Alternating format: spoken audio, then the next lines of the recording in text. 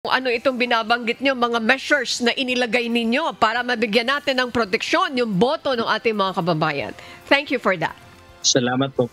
Salamat po, Ma'am Annie, Ma'am Jackie. No? Kaya nga po na nabanggit ko, ang makina, ang ating consolidation and canvassing system, kasama na ang server, lahat po ito habang nagbobotohan tayo ay hindi naka-online. Ito po ay mag-online lamang. Insahin natin sa makina, kapag siya po ay magtatransmit lamang ng resulta. Pagkatapos po nun ay hindi na po siya naka-online.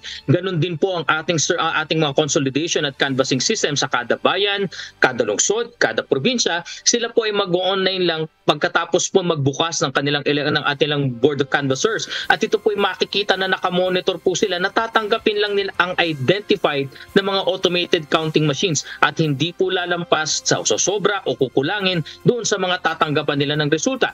And lastly, ang server po natin ay nakahiwalay. Bagamat meron po tayong election results website na naka-online, yung pong aming actual na server na ginagamit po sa canvassing board ng National Board of Canvassers ay nakahiwalay po at hindi po to online all the time.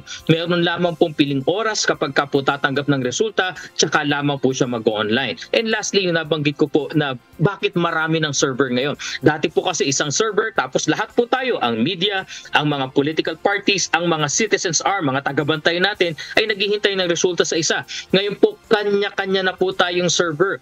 Ang inyo po, may server po na hiwalay ang media, may server na hiwalay ang COMELEC, ang political parties na dominant majority at dominant minority, at yung dalawa nating accredited citizens arm.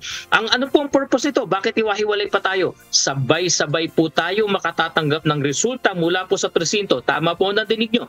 Mula sa presinto, sabay-sabay po tayo. At ang biro ko nga po, baka po merong isang oras na lumabas tayo at mag-compare notes tayo, lumabas tayo ng kwartong magkatabi-tabi para lang ikumpara natin. O anong natanggap nyo? May nakatanggap na ba kayo sa Angat Bulacan?